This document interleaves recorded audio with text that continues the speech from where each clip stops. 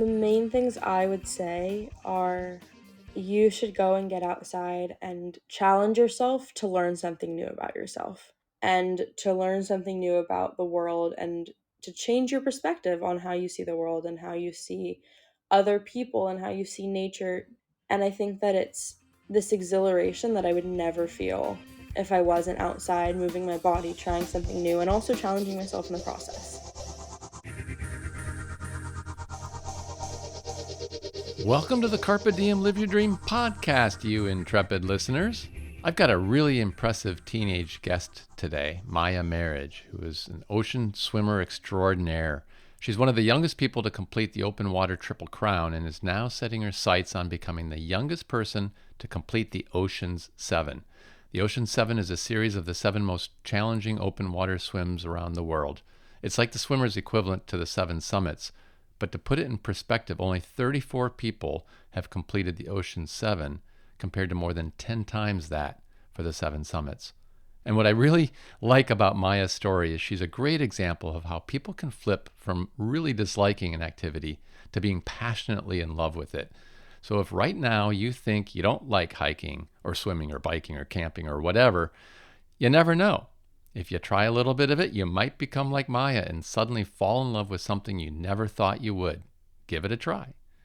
Be sure to check out my website at www.gocarpediemnow.com or my Instagram with the same name, Go Carpe Diem Now, and enjoy the show. Maya Marriage, welcome to the podcast. I'm thrilled to have you here today. How are you? I'm good. Thank you so much for having me. Yeah, my pleasure. I'm really excited to hear about this. Are you in the water right now? Are you swimming as we speak? Unfortunately, no. I wish that I was. Have you ever done maybe we should have tried that. That because it Cool. seems you must always be in the water. Most of the time, especially summer, I usually am. Yeah, I'll have you explain later what being in the water and swimming means to you because I take it means a lot. But so you're one of the youngest people ever to finish the open water triple crown of swimming, and you're well on your way to what's called the Ocean 7. We're going to talk about those a little bit. I think you just this year, a few months back, finished the Cook Straits Hmm. from the North to South Islands in New Zealand. Is that right? That is exactly correct. That was my most recent swim. You'll have to rate which ones are hardest, and I gotta believe they're all kind of impossible. But first, can you just tell us a little bit about yourself, your background? Yes, so I am recently 18 years old. I'm from Berkeley, California. I have been swimming since I was two. My parents, when I was little, first of all, wanted me to be safe in the water and also forced me to do sports through all of elementary school. And I hated swimming, but I hated it the least out of all of the sports that I did. So I hated soccer and dancing and gymnastics and softball more than I hated swimming. So I kept swimming. Through all of elementary school, I would literally sob on the way from school to practice because I didn't want to go, and I would throw crazy tantrums all the time about it. And For then swimming, for swimming. yeah, I hated it at the Oh, beginning. that's funny. And then in when I was in third grade, my dad got involved in this foundation called Swim Across America and did a 1 mile swim in the bay. And my family went to go cheer him on at the finish. And I remember dad came out of the water. We hugged him. He was so excited. And he said that when they jumped off of the boat under the Golden Gate Bridge to start the swim, they had just seen a whale breach. And I thought that was the coolest thing in the world. Like, I wrote an essay about it in my third grade class. So I became obsessed with the idea after that because whales are my favorite animal. So the next year, when I was in fourth grade, I was 9. I told my dad that I wanted to do Swim Across America for the first time. So I signed up to do it. And that's kind of how I got my open water swimming. What was that swim, that first, I'll call it big swim, but that first swim you did through Swim Across America? It's a mile and a half in the bay. I guess the first year that I did it, I did the shorter course. So I only did maybe three quarters of of a mile. At the beginning, before COVID, you used to get on a boat at like 4 in the morning, and then you would jump off of a boat in the bay and swim. And this is San Francisco Bay. Hmm. Yeah. Now we swim along the shore. but back then it was off of a boat at the start. So something just clicked back when you were 8 or 9, and suddenly swimming, you were all in, and you kind of attribute it to the whale?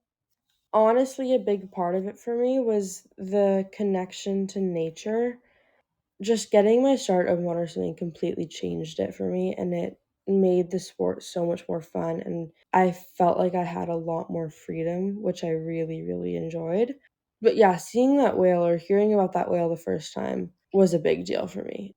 That's something that I chase. I really wanna swim with whales at some point. So I really want to swim with whales.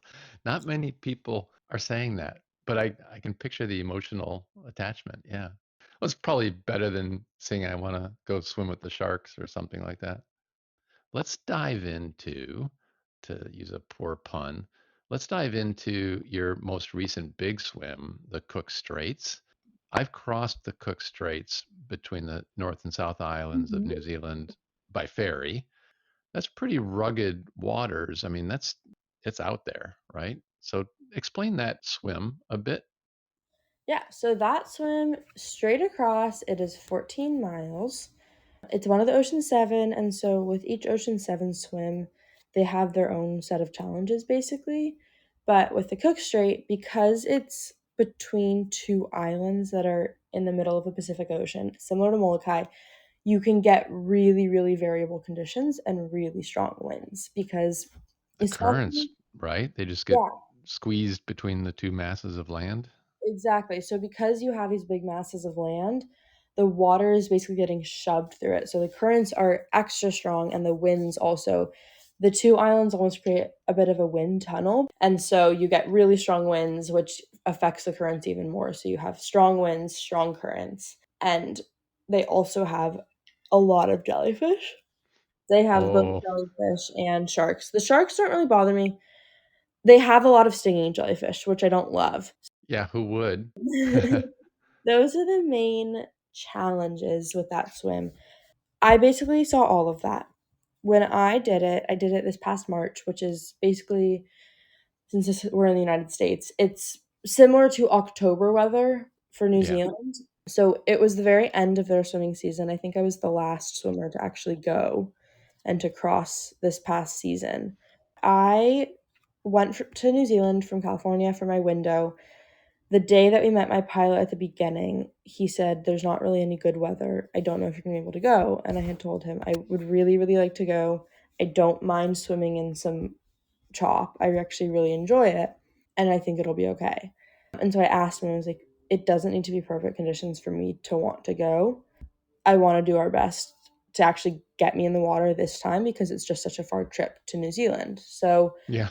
we ended up finding the best conditions within my window, and we took our boat the 2-hour ride out of the Sound into the Channel or the Strait. By the time we were there, the conditions had definitely picked up.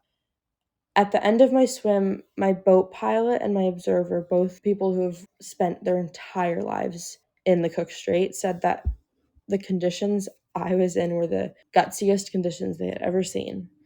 Describe what that's like, Maya, because I've done a fair amount of open water swimming. I lived in Hong Kong for 6 years and was in an open water swim club, and I lived on a sailboat for several years and would just always dive off wherever.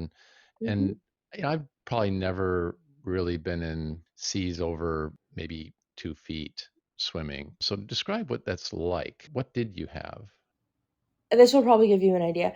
It's 14 miles straight across. The currents shoved me up the straight and then back down it so hard that I swam 28 miles. Was it moving you backwards at some points? Basically, it's really hard for me. It moved me sideways a lot, which is challenging to swim against because it often means that you have to swim at a weird angle because you're pushing against the current so much, or you're trying to Hmm. not get shoved too far down or too far up so that you can actually make it onto the next island because you have such a small little area of land that you're trying to land on. Hmm. So I have a really hard time listening to my crew and them telling me swim sideways because to me, when I'm in the water, I have no ability to really comprehend a greater situation. And so to me, it just looks like I'm gonna be swimming for longer because I'm not swimming towards my final destination. Yeah, you So want to beeline it to the exactly, land that you see, right? exactly, and you can't really do that, and it drives me crazy. And that's the main thing I've actually really been working on over the past couple of years is letting go of the control and letting my crew tell me where to go and not getting really cranky at them, which I can't say I didn't do on Cook. There was definitely some cranky moments, but Well, you were in the water for 14 hours, right? And this yeah, is cold water, and this is you're getting stung, and I can give a little slack to someone being cranky in those conditions. that's what my crew said. They said it's okay. You know what? Out of all of us here, you're the one who's in the worst situation. So Yeah. if you want to be a little cranky, you can be a little cranky. But you But do have to be really trusting of that pilot, don't you? I do, which it's sometimes hard because my first time meeting my pilot is sometimes the day of the swim, but usually, like, I meet them for a coffee the day before, and Yeah. then I meet them on the boat when I start the swim, and that's it, which is very odd. You're putting so much faith in them.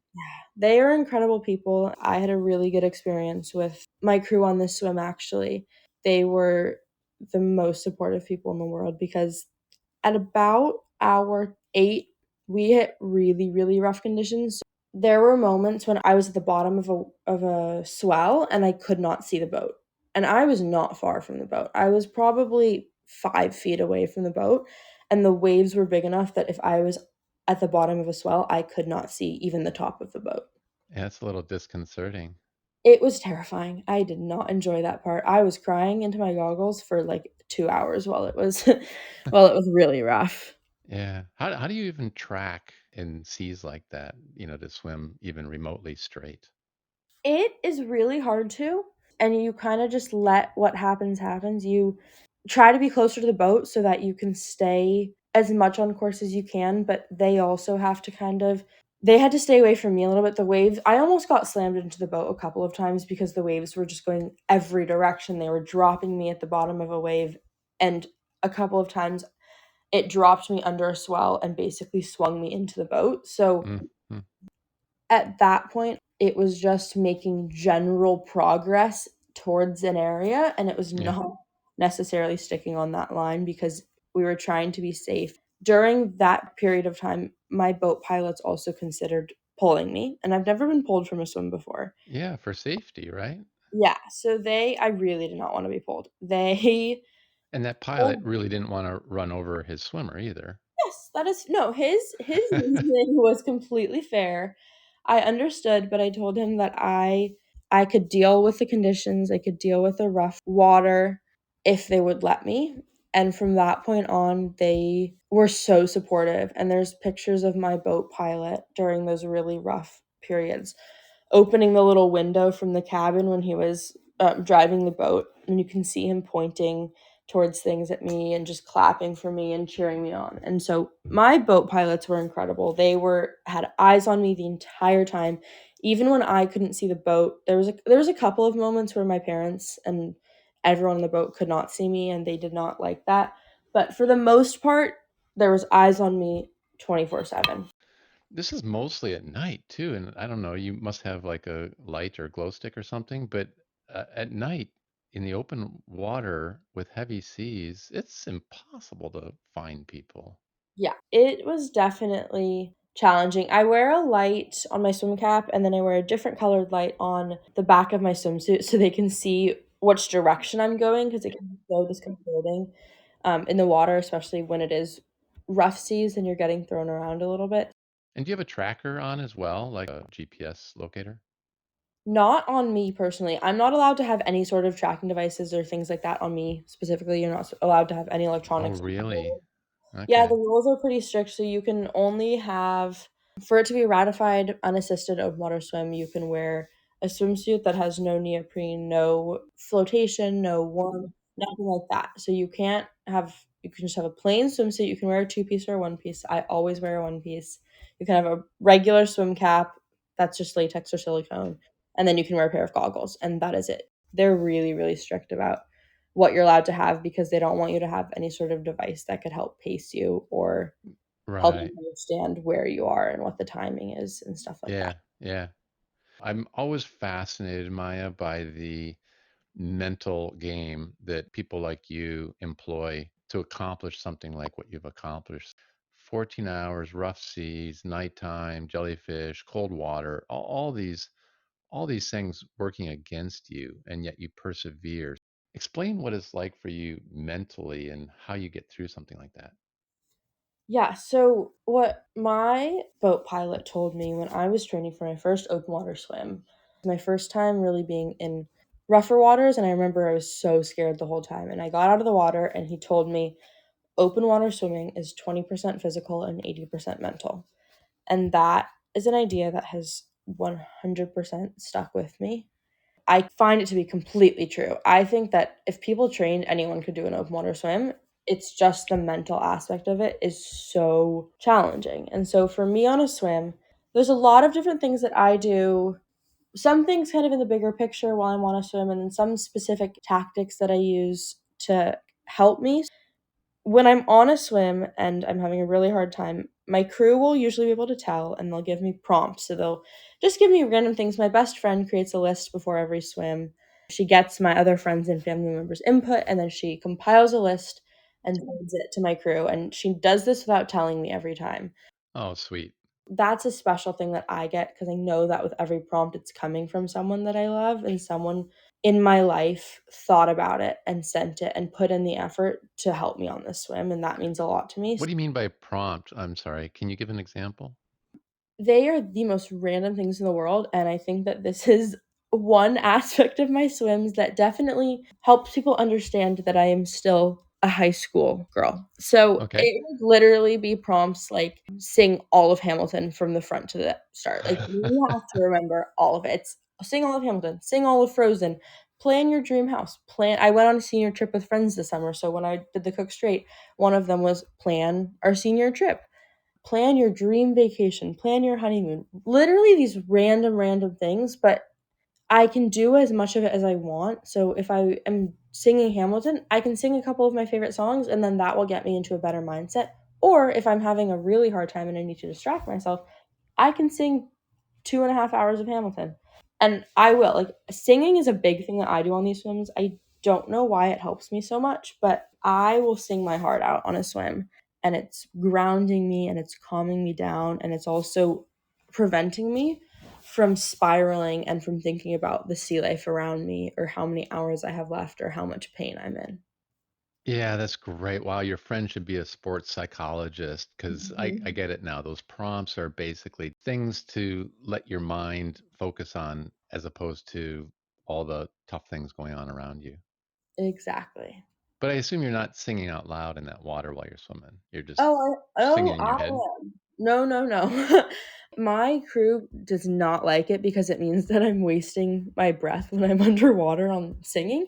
But if I'm in a good mood, like, I will be singing out loud, and while my face is in the air and I'm taking a breath, my crew told me they could hear me singing on my last swim, which That's they funny. decided they decided not to tell me that until I finished the swim, and I was so embarrassed because I had been singing for so many hours, and I was like, "There's no way you could hear me the entire time." And I do not have a pretty singing voice, especially if I'm, like, trying to take a breath at the same time and I'm in this rough water, and it was embarrassing, but no, I will sing out loud. I'm committed to that. That is a very unique talent. Someone's going to have to record that someday. Yeah, I know. Wow. Yeah. So 20% physical, 80% mental. I can see that. And that's a theme that comes up a lot with the endurance athletes that I interview. The 20% physical, it really is all about pacing, right? It's like a 100-mile run. You don't have to run it, you could walk it. And as long as you just keep putting one foot in front of the other, is it kind of like that? Yeah, that is exactly what it's like. It's like a 100-mile run. It is different from most of the, like, open water racing that people do, which I have done some, but you basically go in without a pace. It's not about planning how fast you're gonna go, and this is something that you work on in all of your long training swims, but you kind of just swim, Yeah. and At a comfortable pace. at a Yeah. comfortable pace, which I On some swims, when I know the currents are gonna be rougher, it means that I have to swim a little bit faster to get through them, or Oh, else they're gonna push me too much. So on those swims, I will definitely swim a little bit faster. Sometimes it's like on the English Channel, I swam through a lot of shipping lanes, and so if there was a boat coming, they were like, "You either need to pick up the pace and get through it, or you're gonna have to wait here and tread water for the next 45 minutes." And so between those two options, I'd always rather have a little bit of energy saved so that I can get through that and keep going on my way. yeah, Um, yeah. it's totally the same. It just like your pace does not really matter as long as you're taking strokes and you're making forward progress. And if that means sometimes doing a little bit of breaststroke, doing a little bit of backstroke, anything to just get me forward a little bit. And it doesn't really matter at that point what your pace is, because I think for me, especially, I know that I can swim for a lot of hours. I've done swims that were really, really long. And so I don't get super nervous about doing that. And I also focus on having fun and enjoying the swim and not putting that pressure with the timing on me. I've kind of let go of a lot of my expectations, especially on these longer swims like the straights and the channels. You just never know what's going to happen with nature and with the weather, and you cannot change that. And I don't want that to inhibit me from enjoying and having fun on a swim. You've already done, like we said, one of the youngest to ever finish the Triple Crown of open water. So that's the swim from Catalina Island in California, right? It's the what I call the Manhattan Island swim, but swim around Manhattan, the 20 bridges swim, and then of course the English Channel. And Hmm. now you've done the Cook Straits in New Zealand. And you're really going for the Ocean Seven, are you? So you got three more? I've got three more. Yes, I have one in Japan, one from Ireland to Scotland, and one from Spain to Morocco. And I want to be the youngest to do it, so I have until I think that I have almost 2 summers, a little less. Yeah, so you'd be about 20. Not quite. I turned 18 just a couple of weeks ago, so I will be 19 still when I do it. The youngest person right now is 19 and maybe 10 months, so Oh, gotta be a little faster than that. So I have to do it by May of 2027, I think. wow. Yeah, I'll tell you, Maya, the Straits of Gibraltar Mhm. from Europe to Africa, I just sailed through the Straits of Gibraltar, what, four times over the last couple of few years. And I am so enamored by that swim. I was trying to get my daughter's a college swimmer, and I tried to get her revved up to do that swim. And I talked to a friend of mine who's done the Triple Crown, and he just said it's so hard to organize the pilot and all the logistics, and it just fell by the wayside. So tell me a little bit about how you organize for the Gibraltar Straight swim. So Gibraltar is really challenging to organize for because it's a swim that a lot of people want to do because it's kind of awesome that you're swimming between two continents.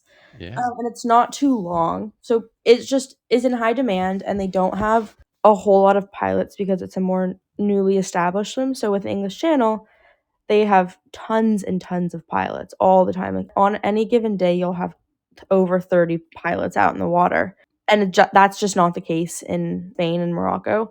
And they have fewer pilots, which just means that there is a lot less supply for what people are really demanding. It's basically like getting a bid for the Strait of Gibraltar, but you have to apply and go through this whole process. And then you basically get entered into a lottery system for a spot each year. I usually book swims out. Depending on the swim, I'll book them out years in advance. Like I booked out the English Channel over 3 years in advance. Ah, yeah, that's what I've heard. Yeah, Yeah. so there's some swims where you really book them out. Wow, you have some great world travels, great adventures, not to mention just the swims. That is what I love about it so much, is that these swims connect me with people all over the world, and I have met some of the coolest people ever through these swims, and they have just taught me so much. And I every time I go on a swim, it feels like a very spiritual experience. And I'm not a very religious person, but on these swims, I'm in my own head for so many hours. It is almost like this meditation for me. And I think I always work through things I've been going through and other aspects of my life and I learned something about myself, and then just getting to go to all of these incredible places around the world and meet local people from Hawaii and local people in New Zealand and English people and French people and all of these incredible people, and get their perspectives on swimming, but also just hear about their lives and all the things that they do. It just gives me such an interesting perspective. And I think that because I've been able to do that at such a young age, because I started doing this open water swimming, the marathons in seventh grade, and I did my first ultra the week after I started high school. So I've been doing this for the past couple of years. And I think that I've gained so much knowledge and understanding and perspective through it. And that's something that I really enjoy. And honestly, it keeps me loving the sport. I'm so impressed by your swims, by your youth, by your passion for this. Also, add on top of that your cause, the Swim Across America fundraising. I think, if I'm not mistaken, you've raised like $150,000 for that organization for cancer related, right? Yeah, I have. Tell us about that cause, why you do it, what that means to you. Yeah, so I got involved with Swim Across America. That's how I got into open water swimming in the first place when I was in fourth grade. And at the beginning, I kind of did it honestly because that's what my parents were doing. And I was like, okay, sounds good to me. And since then, it has definitely grown. When I was in fourth grade, I don't think I was able to really fully comprehend cancer and medical treatment in the same way. As I've gotten older, I have definitely had a stronger sense of purpose with it. And especially in the past, I would say 4 years, I definitely have seen people around me deal with cancer in a very different way. My sophomore year of high school, a family friend got diagnosed with DIPG, which is a rare cancer of the brainstem. He was 12, and then he passed Mm. away in 11 months. He definitely strengthened my purpose with that, and seeing a kid around me actually go through cancer treatment was a very new experience, and I saw how it affected him, and I saw how it affected his entire family and our entire community. It just has become this thing where I know that I can make an impact, and even though I'm just in the water swimming, if I can do what I love and I can also raise money to help support patient programs so the hospital experience is better, because I've been hospitalized and it is horrible, especially as a kid. And if I can help to make that experience better and then also help people who are doing research to find a cure for this disease, that is something that I am more than happy to do and more than happy to do my part for. I just feel like I have the ability to help, and I would never not take advantage of that. Well, Maya, I will tell you this morning before we got on this recording session, I went out to the Swim Across America site and I made a donation to your mission. For our listeners, I think you had a goal listed out there of $45,000 raised in 2025, Mhm. and you're 75% of the way there. Now you're a little bit further. How do people find you and donate for your specific mission? Well, first of all, thank you so much. I really appreciate that, and I'm sure the doctors will too. But to get to my donation page, you can literally just put in swimacrossamerica.org/Maya, MAYA, and then that will send you to a page that gives a little bit more information about me, and also there's a link to donate on that page. Oh, that's great. Fine. Yeah, and I saw on that page for you all the swims you've done. Yes. Yeah, very impressive. The Very list is impressive. growing. It's fun. So tell me, what of the Ocean Seven, you've done four of the seven, three to go. What do you think your favorite will be end of the day? That is a hard question. I think that my favorite swim is going to be the Molokai Channel. That is currently my favorite swim out of everything I've ever Oh, done. Although I have to say, my swim around Manhattan was also pretty fun. That was an incredible swim. But Molokai was absolutely unreal. That's the only way I can describe it. It was a beast of a swim. I ended up swimming for 27 hours and 33 minutes. oh, It was long. I got stung by jellies, not as badly as Cook though, so that makes me like it even more. Um, but no, I just had a blast on that swim, and it was so hard mentally and physically, and for some reason, I just loved it. The entire time I was in the water, I was so happy. We saw dolphins, we saw whales, we did see sharks, but that wasn't lovely.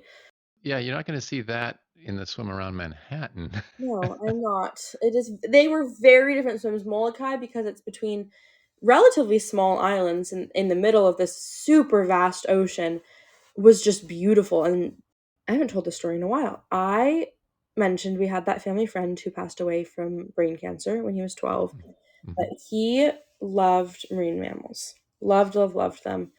And he passed away in December of 2022, and then I did this swim in mid-January of 2023.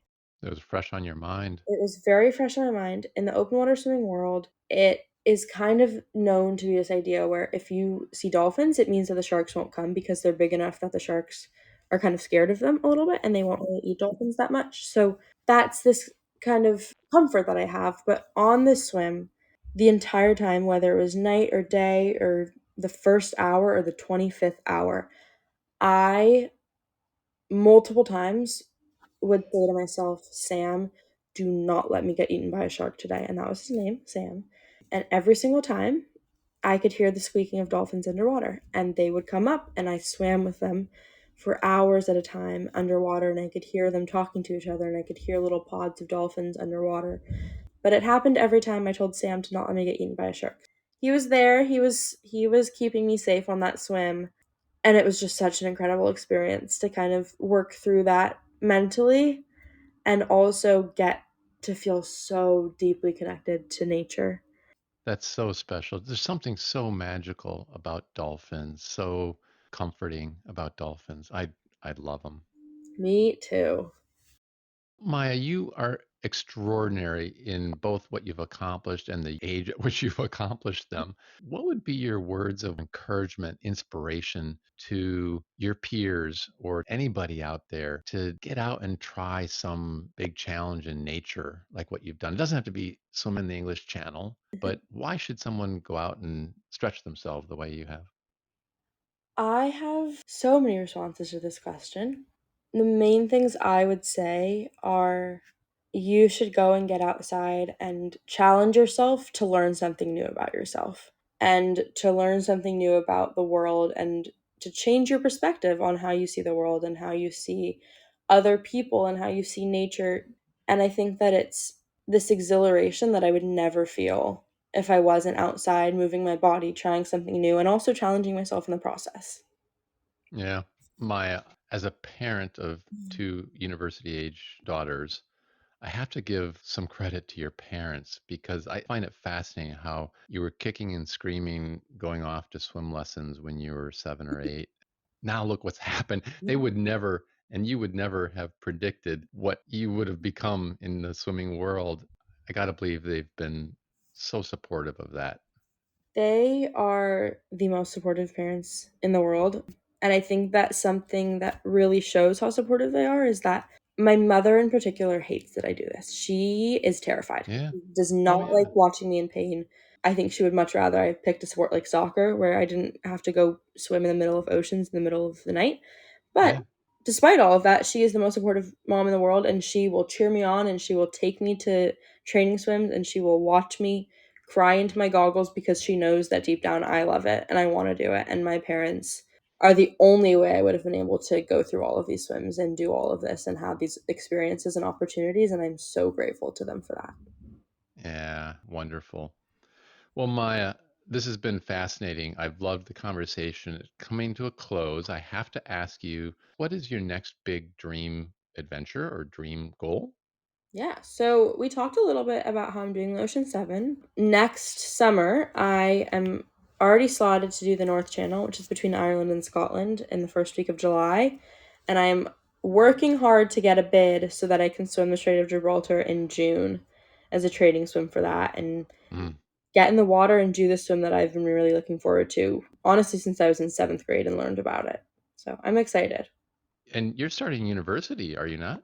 I am. I will be training Not in the open water while I'm at school because I'm going to Georgetown in DC and they do not have open water like I have in San Francisco.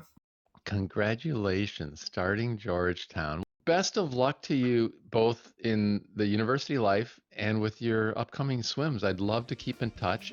I totally will, and that would be incredible. Okay, you have a good day, Maya. Yeah, Thanks. thank you so much for having me. Bye now. Bye. Thanks for listening to the Carpe Diem Live Your Dream podcast. If you like the show, there's nothing more valuable to me than you following it and sharing it with others. I drop a new episode every Friday, so tune in again for another great adventure story. And check out the accompanying website, www.gocarpediemnow.com, and then go seize the day and live your dream.